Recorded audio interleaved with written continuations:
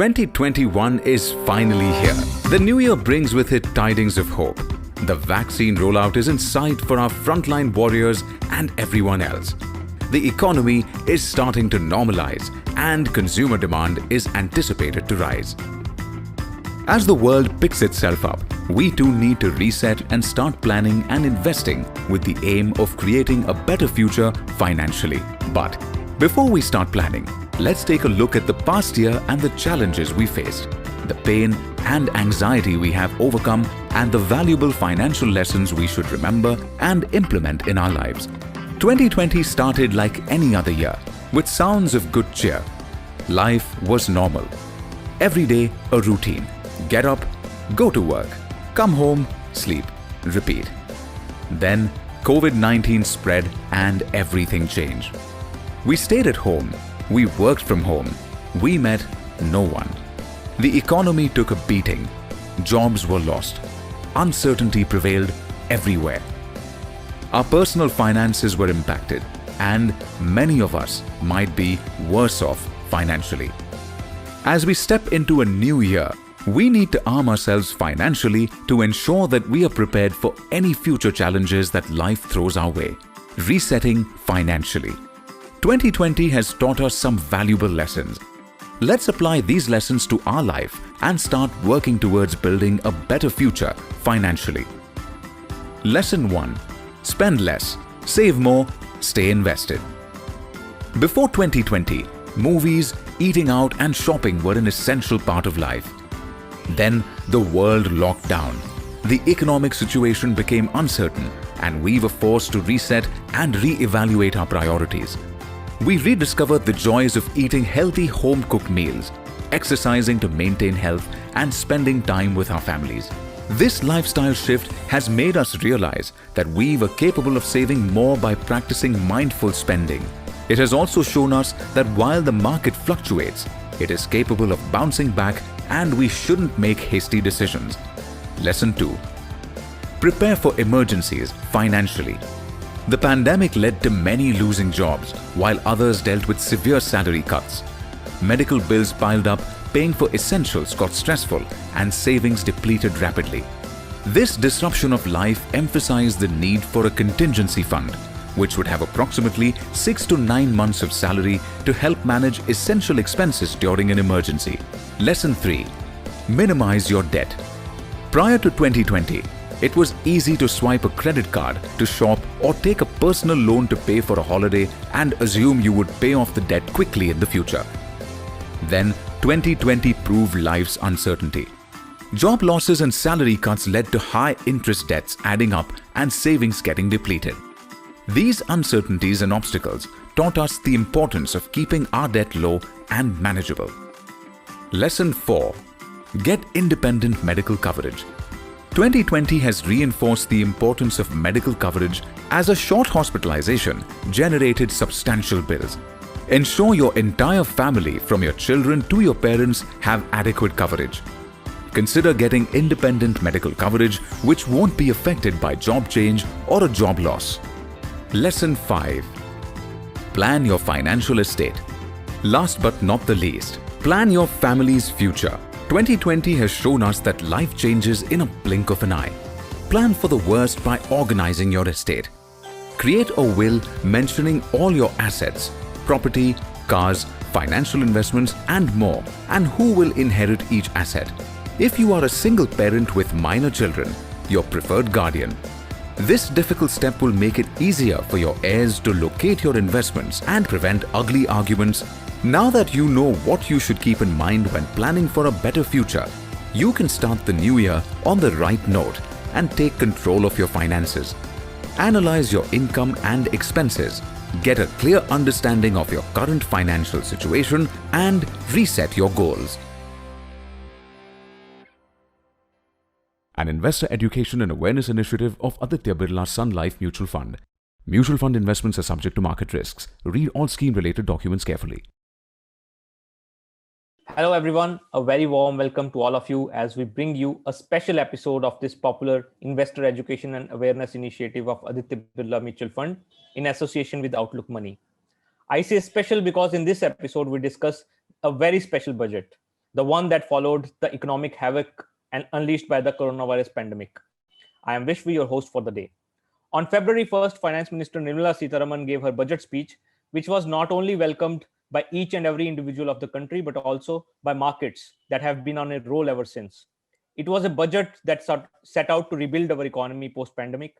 Perhaps it was also the first time that a budget that did not make any changes to the taxation system, that did not bring any relief, and yet did not disappoint the common man. In today's discussion, we try to unravel what the budget means for the taxpayer and the investor. We are joined today by Mr. K.S. Rao, Head Investor Education and Distribution Development, Aditya Birla Sun Life Asset Management Company Limited.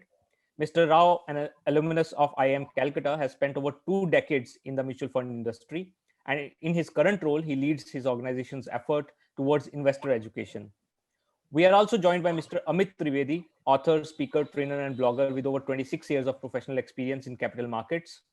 As a trainer, he has trained over 83,000 participants through almost 1,300 workshops across 130 different locations across the country. Today, we are also joined by Mr. Gaurav Mashruwala, certified financial planner and practitioner. He has a professional experience of over 2 decades. He has also authored several books, including Essential Guide to Carefree Retirement and Yogic Wealth, The Wealth That Gives Bliss.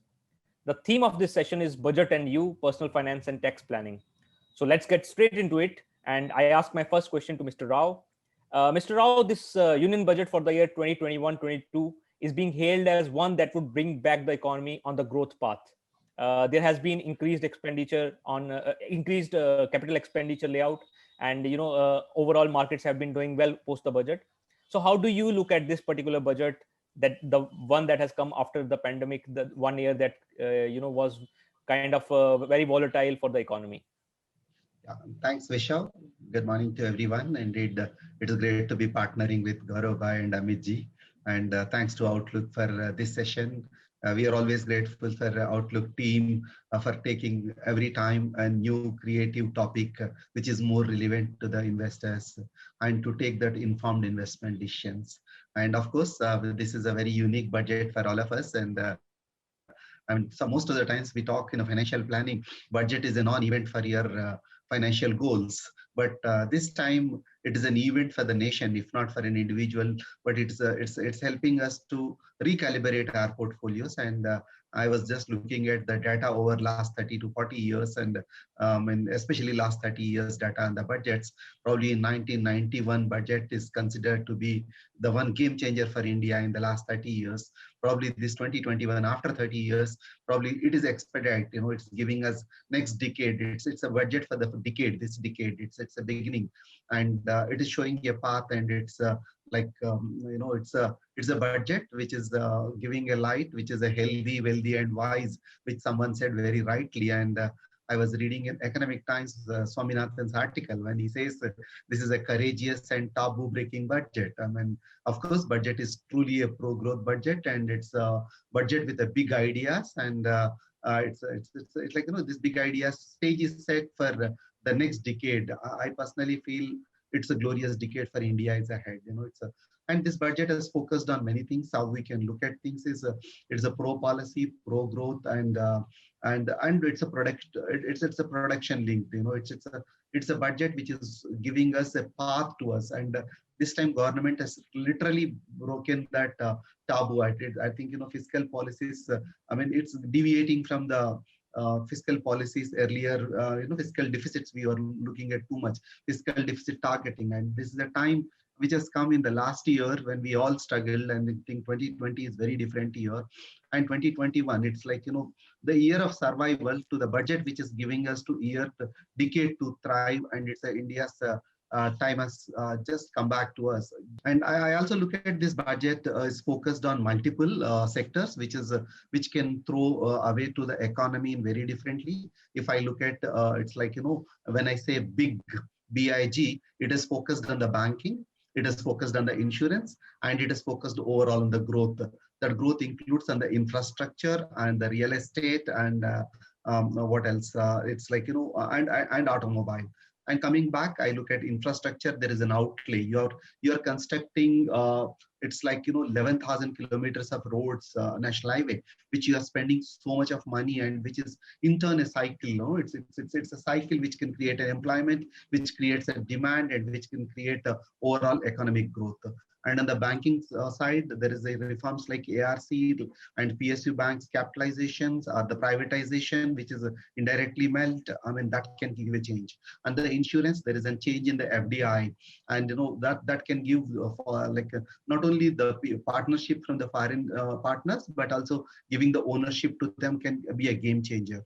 Even on the real estate, it's like REITs, which we are talking about, and InvITs we are talking about, which can be a change. And the auto side, the scrapping of the old vehicles means overall I look at this will be a booster dose for the economy, and that will help the overall economy to grow, and the earnings will grow.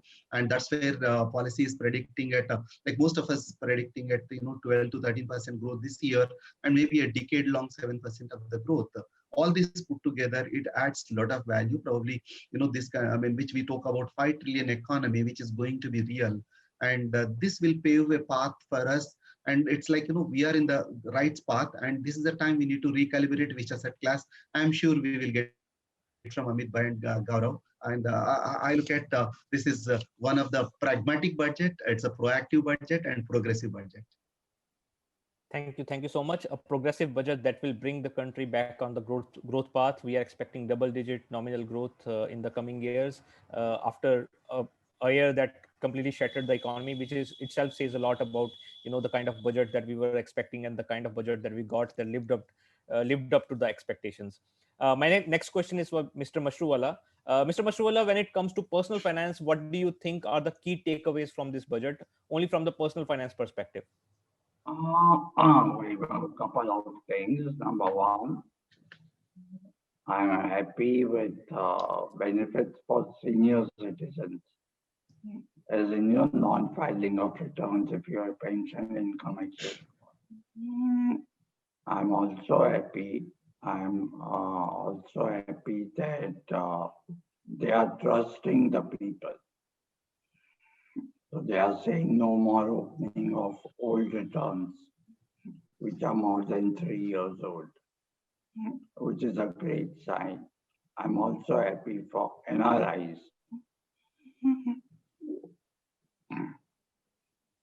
What my concern is that there are pay cuts, there are job losses, there are no increments. Now, yes, it is definitely a growth-oriented. It's future-looking. But what about this year?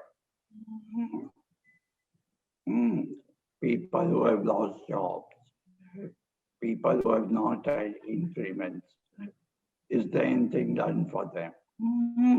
And that's what I see missing. I see a situation whereby at least for a year, they could have been little lenient with income tax temporarily. But people who have lost jobs, who are not able to pay EMI, what about them?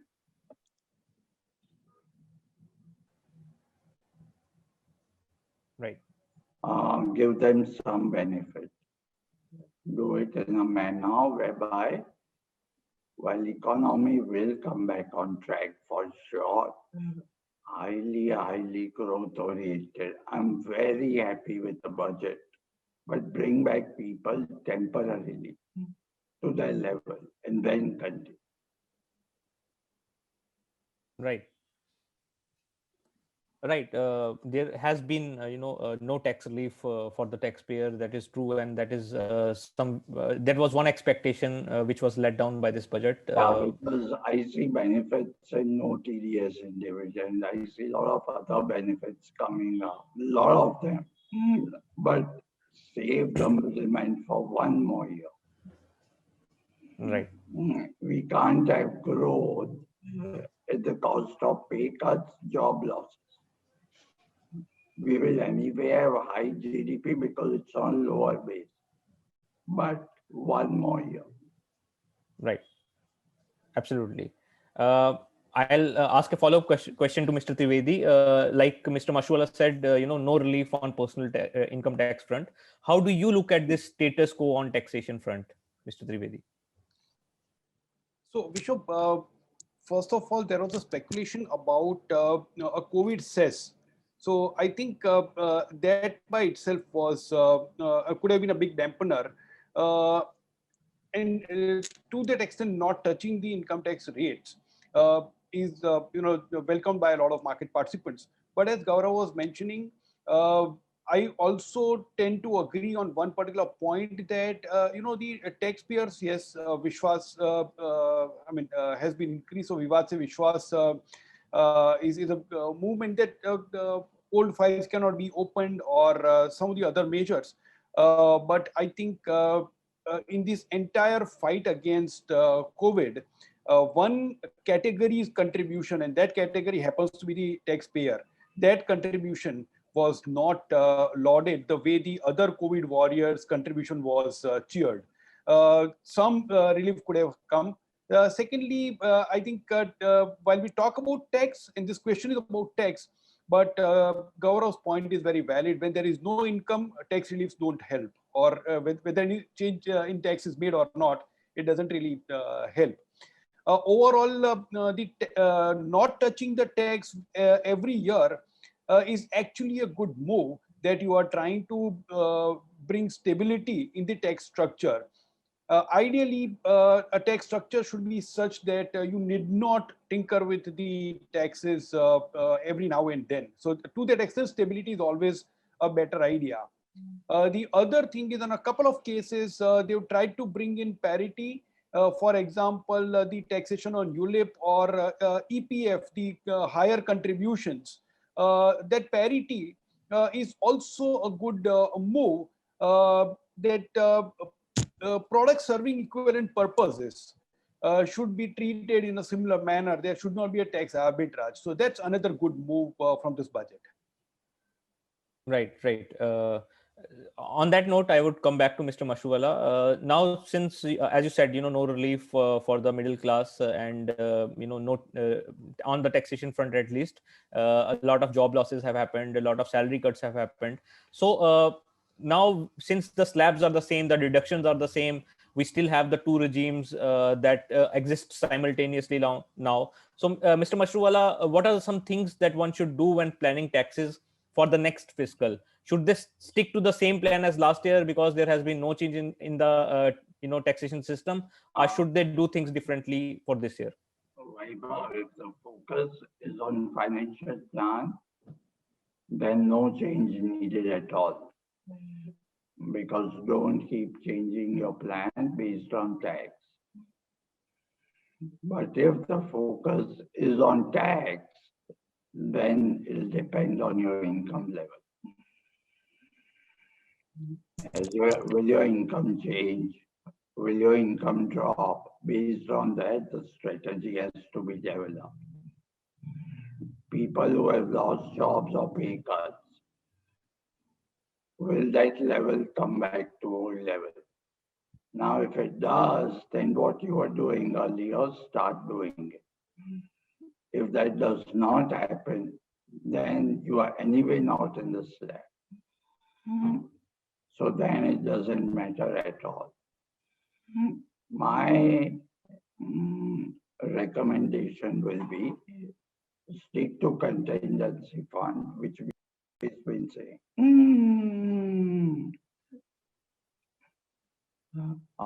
Ensure there is enough health insurance. There is life insurance, payback loans, because that's another problem. Right. So if we struggling, so get out of that and then move on to investment. So last year, a lot of people who faced salary cuts, for them it was a kind of a sudden thing that happened. It was not something that was anticipated, and they had to adjust their tax planning also and their budgets also without any without any plan, they had to improvise their budgets, right? If their salary brackets are still at that reduced level, but this year they already know that this has happened and this is what we expect to happen this year, right? So because they have this extra vision of what is happening, which they did not have last year, so in that context, how should they approach their tax planning and their budget this year? Is it to me, Ahmed? Is it to me? To you, yes. Well, what more can they do? If there is no restoration of income, they anyway don't have money coming in. They are struggling. Now, if that's the case, what can they do? We have had situations where our middle management, junior management, they also have lost jobs. So, from the taxation perspective, you can't do much. What you can do is plan well. Okay, all right. Thank you for your answer. I will move on to Mr. Rao now. Mr. Rao, when it comes to the markets, at least they have wholeheartedly welcomed the budget. They have seen a sharp rise post the budget announcement. The markets closed above 50,000. Sensex closed above 50,000 level for the first time after the budget. So how do you look at this sharp surge in equity markets, Mr. Rao? Rishabh, I think, most of us today, when market at 50 and above, I mean, sometime back, Amit and me, we were addressing few investors. It is, at that time, index was at 45, and what next? And at 50, what next? And probably we may say 55, what next? 60, what next? This is an optimism. I think this budget has given one, push for the growth, and second, for the infrastructure revival. And this is this key focus areas of the budget, which has given optimism overall. That optimism is bringing back the markets on a surge, and I'm sure post-budget markets have gone up by 7 to 8%. And I look at like this, India is a growth stock for the world.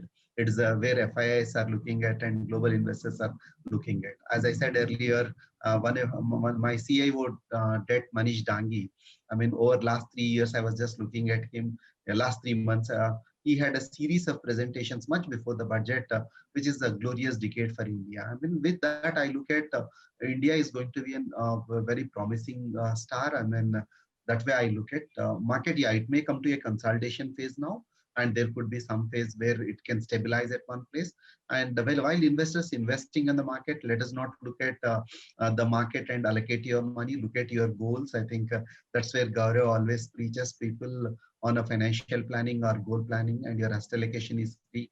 And Amit keep telling most of the times when I was with him is rebalancing and asset allocation is the key, and that's where mutual funds today talk about. It's a BAF kind of asset funds where investors can comfortably look at, then asset allocation can happen, auto asset allocation.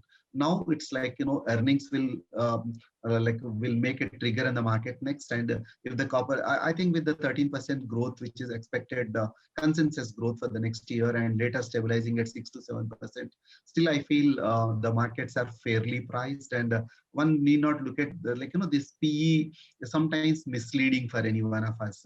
If I go by only PE, then I can say it's I may be missing that asset classes. If we can go back to the history and where FIs are pumping and we exit, and that is the time market goes up and we lose the opportunity of that growth. But as an investor, as a personal finance, your budget is the most important stuff for you, and you need to budget for yourself all this stuff. And you can look at your asset allocation is a key, and goal-based investment. Please stick to that, which we are always telling. And your SIPs again, and I think with your Outlook forum, we were talking over last 5 to 6 episodes, where continue your SIPs, never stop your SIPs. I remember you are mentioning in the month of June, July, whether somebody has to stop the SIP until and unless situation warrants on the personal finance side. As Gaurav just said, if there is a job loss or the situation was very difficult, people. But now you continue with your asset allocations, and now there could be some sector rotations, etc. may happen, and have your goal-based investment in. But definitely one has to take that risk and stay put to equity. Equity as an asset class definitely outperform as we look at a decade ahead. Probably you need to be little bit overweight to the equities. And the volatility can be higher. One need to get prepared for it. But that volatility can give you the potential outperformance. This is where Amit Bhai talks about the roller coaster ride. This roller coaster ride we need to manage. And this economic recovery is real. And if I look at 1991 to 2020 is one era, and 2021 to 2030 could be other era. I think that power of compounding, a joy of compounding, which will come in a bigger way. And one need to be overweight. But even even somebody who is at a retirement phase still look at equity as an asset class, where Gaurav Bhai talks about in one of his books on the retirement planning as a 3-bucket philosophy. I think your third bucket should go completely to the equity. And I mean, investors need to rebalance that way. Right. As you mentioned, roller coaster ride. I think we are at a high right now on this roller coaster, and with this kind of a market scenario. So, Mr. Trivedi, you always talk about when there is volatility. That is the real nature of the market. When markets are moving in one direction, that is when there is something wrong with it. So, in this market scenario where we are seeing them climbing new highs every day, with every passing week, how should one approach equity markets at this particular time? Should there be a caution, or should there be more weightage given to the equity? Are they the preferred investment avenue right now, or should one be cautious and take a step back and look at the market with some kind of a suspicion, some kind of caution? What would you say? Yeah, so Vishok, equity markets by nature are volatile, and that volatility is closely associated with the perceived risk by investors. Having said that, taking risk is not something like one need not avoid risk. Taking risk is more like a choice. You choose to take risk, and how much risk that you want to take, depending on your personal situation and your requirement. So that's number one. Number two, since it is a risky asset category, one needs to be cautious anyway. And cautious doesn't mean lower allocation. Cautious means plan properly, understand, and invest in a systematic manner. That's what caution really means. So, there's a very, very interesting question in my mind, which I often think about, that people think of equity and considering it is risky, they want to run away. But the riskiest thing in the house, in every house, is the fire or electricity. And we don't run away from fire and electricity. We only don't play with fire. We use it. We use the power of that fire or electricity for our own benefit. Look at equity as a risky asset class with the same manner. So you don't put your finger in an open plug point. That's dangerous. That's playing with your life. You don't do that. But you put it in a concealed environment, well insulated, way the electricity flows in a wire, and you can really use it for your benefit. Use equity in exactly the same manner. Whatever is happening right now, if I try to understand on each day why the market has gone up, why the market has gone down, that's a futile exercise. Nobody on the earth has been able to crack that equation. Because if somebody is able to crack that equation, the equation changes. And that's the nature of equity market. So understand your own requirement, understand that you are investing in a risky asset. So understand the asset category, plan properly, and invest systematically. That's the mantra. Vaibhav, one or two points I missed, and I think we all missed, and which I really appreciate, is about allowing a depositor in a bank like PNC or Lakshmi Vilas Bank or any other bank where there is a problem, let him allow to withdraw money up to the limit of insurance. This was really, really needed. It was important that depositors' confidence is brought back. Right.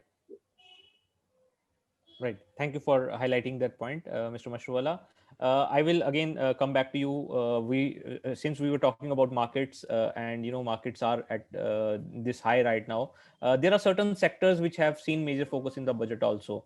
So is it a good time to review one's portfolio and readjust it increase exposure to these sectors after the budget announcement? What are the things that one should keep in mind to do that? For example, there has been increased focus on, like Mr. Rao was also saying, like automobile and infrastructure and even real estate. So is it a time to rebalance the portfolio to increase exposure to certain sectors? Vaibhav, I may not recommend because a lay investor may not be able to pick up the cues. Now, if that happens and if he goes overboard, there will be problems. So I would be happy if he continues with a normal fund and let fund manager do the job. So instead of investor taking call, let the fund manager take the call. Don't go for sectorial funds so soon.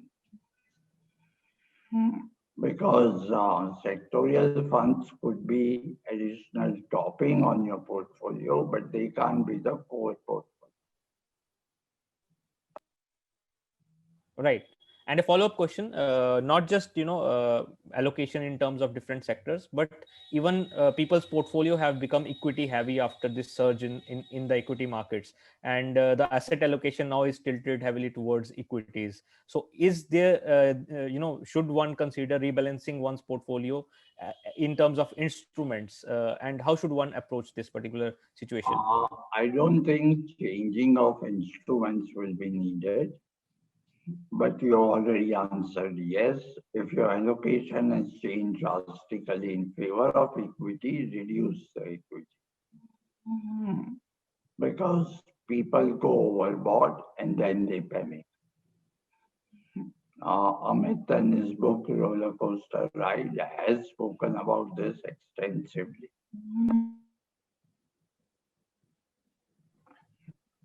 Right. Don't chase and don't get into risky. It is roller coaster ride. Don't go overboard. Rebalance, reduce the equity component. Right. Thank you. Thank you so much. Is there any, kind of step-by-step guide that you would like to share with our investors through which they can rebalance their portfolios? A couple of things. One is obviously liquidating change may not be the best idea. Second is future investment. So if it's an SIP or something, modify that. If there are any financial goals coming up, liquidate equity or equity funds. All these are three methods to rebalance the portfolio.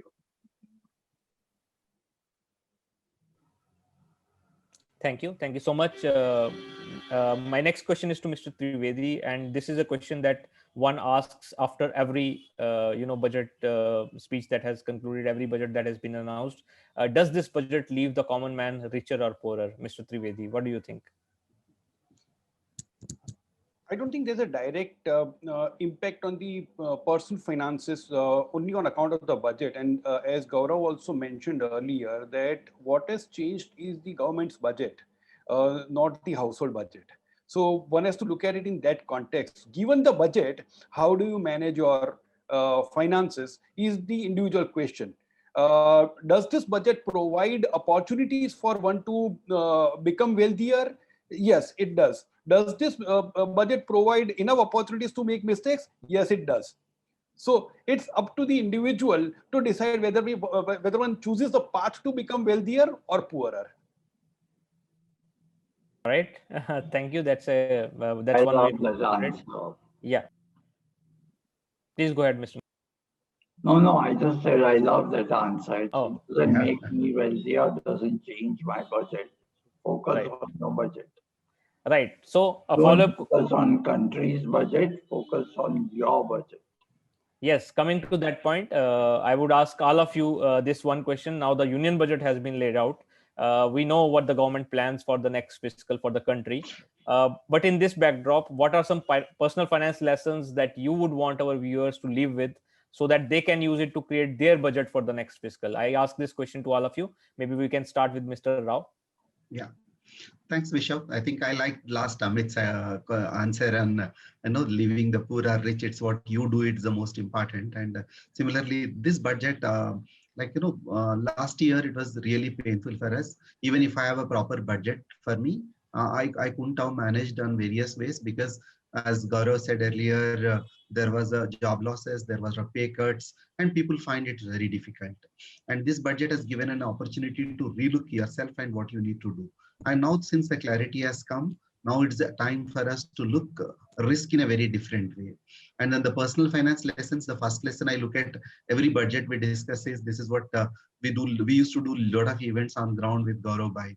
And, we are talking about Union Finance Minister, Honorable Finance Minister Nirmala Ji's budget this time.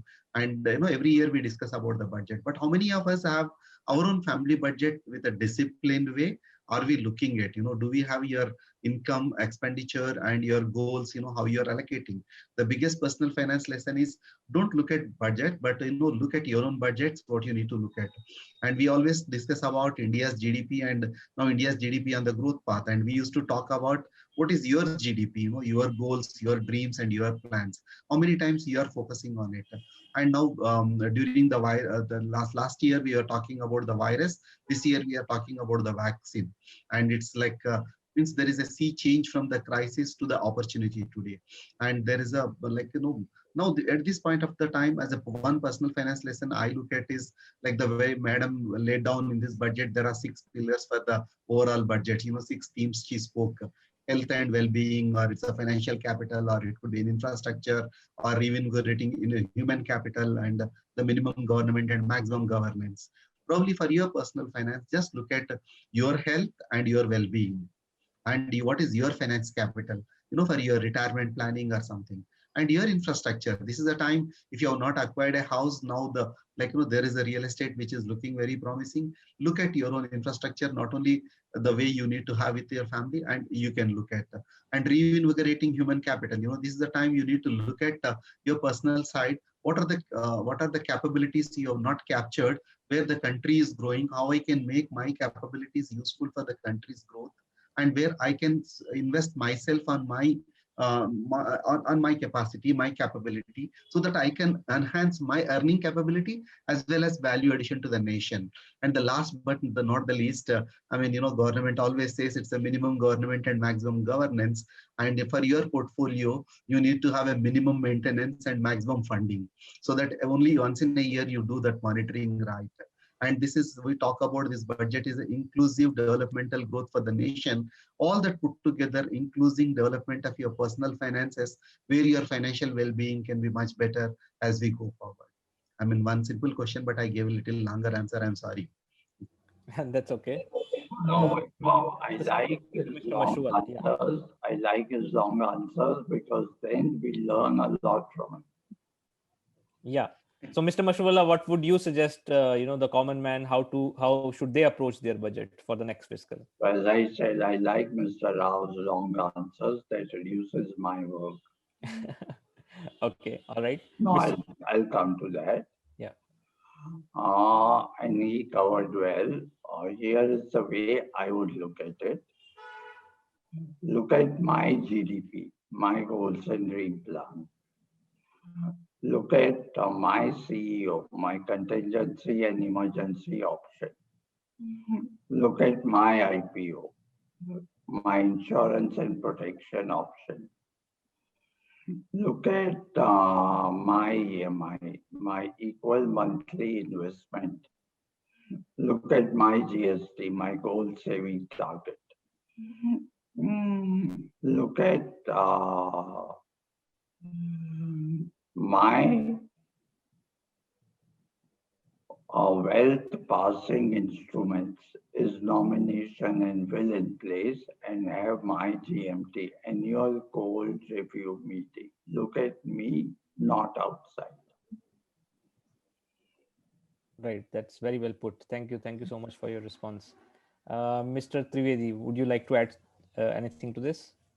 Yeah, I would, look at the behavior of the finance minister in terms of the way the budget is presented. And there are two very powerful lessons that I draw which could be applied to personal finance also. So let's say the whole problem started as a global pandemic. But while presenting the budget, the government's entire focus was on reviving the local economy. So though the problem was outside, they looked for a solution inside. And similarly, in our personal finances also, whatever is happening in the external world, focus on the inside and manage the finances. So that's number one. Number two, in a situation where the country faced one of the worst economic crises in few decades, the government has increased the spending, which is actually a counter-cyclical move. And this exactly is required when the chips are down. You become growth oriented, and when everything is hunky-dory, you hold back. So you play counter-cyclical whenever you are trying to revive your own self, because in a rising market we tend to get overconfident and make mistakes. In a lower levels or in a crisis situation, we tend to be fearful. It's exactly at that time that courage has to be demonstrated.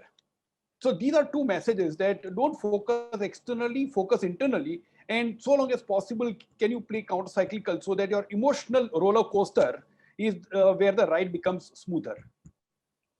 Amit Bhai and Professor Rao, does it remind you of older times where in drought situation, kings will kind of get well constructed roads so economy revives? Absolutely. So those were the wise kings who used to do that. Those who were not wise and where the kingdoms actually collapsed were when in boom times they would construct, and in bad markets they would hold back. Whereas the government has acted counter-cyclical, and this is precisely how I would also suggest people to behave.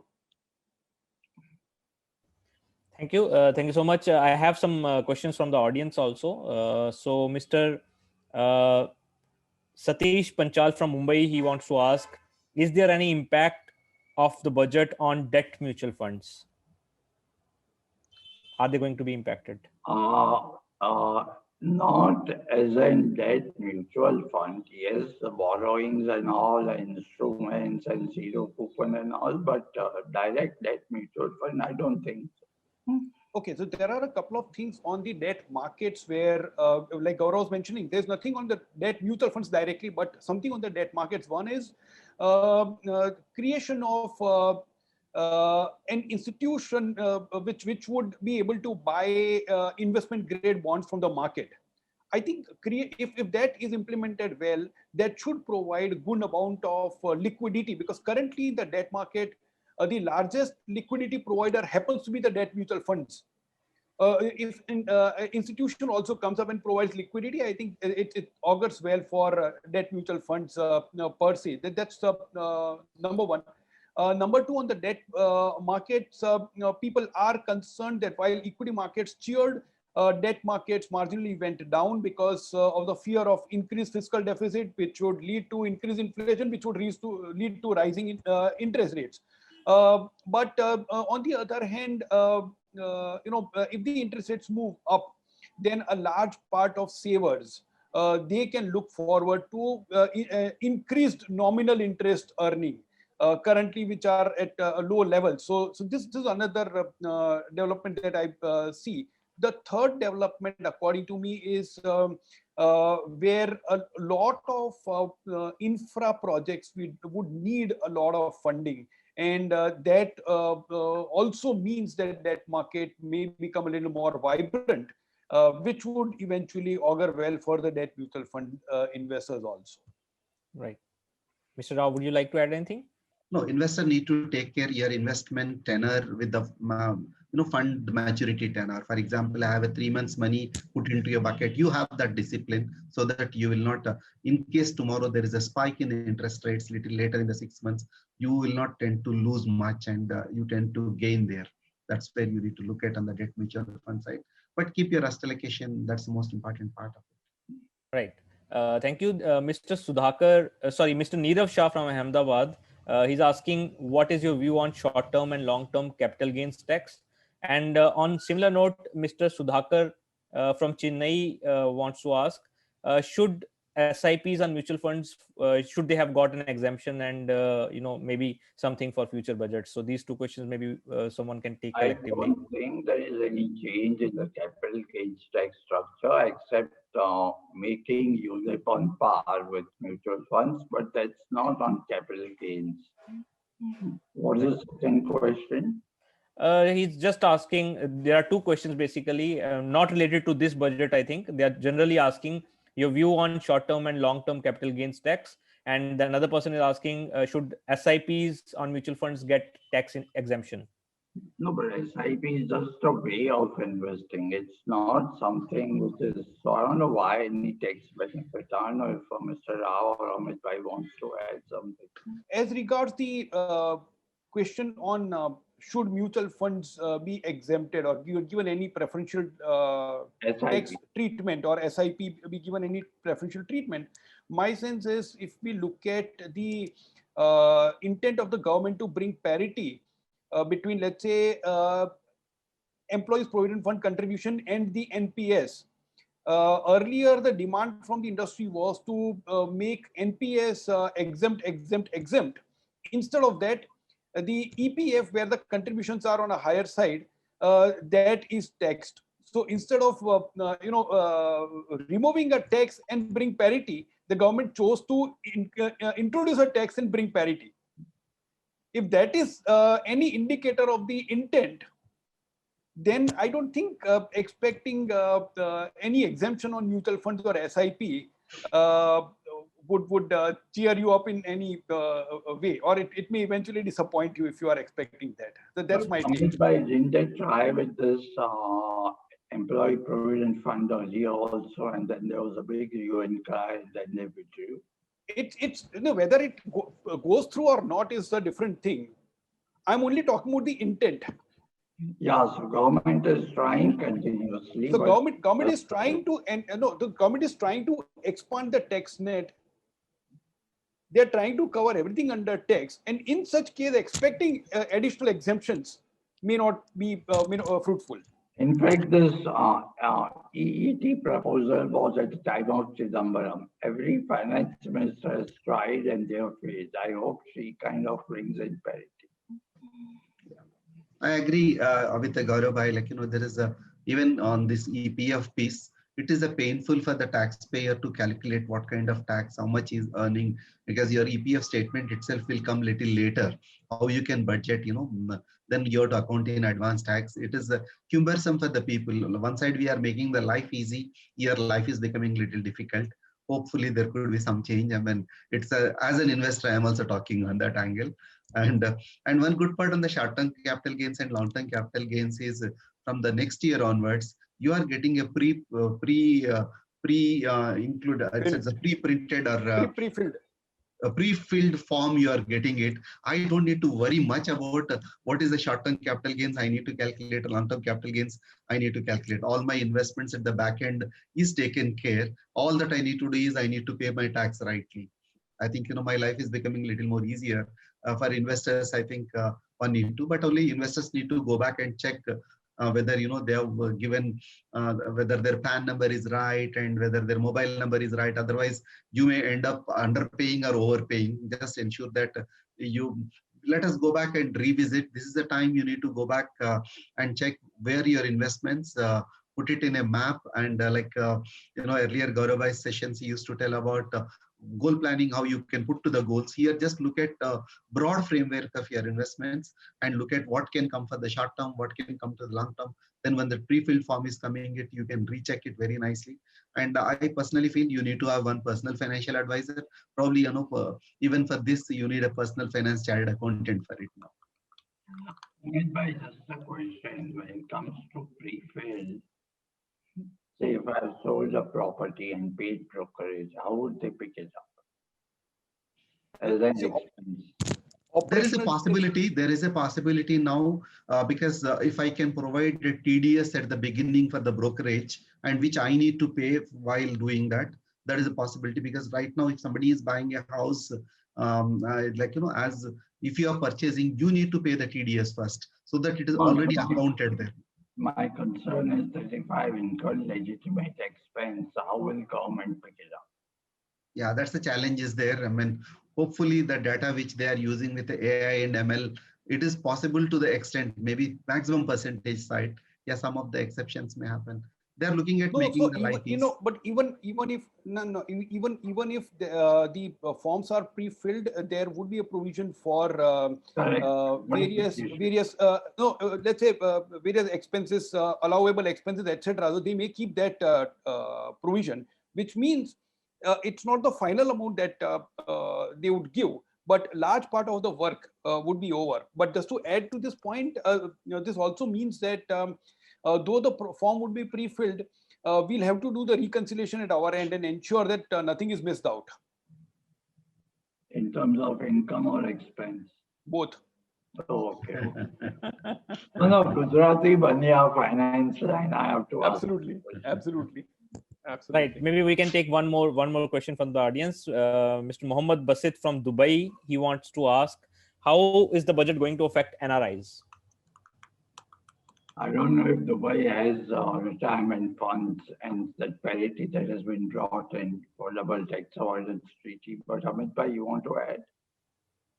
One of the provisions which I really appreciated was about the startups, where the NRIs, it's made easier for the NRIs to start 1% companies for the purpose of startup.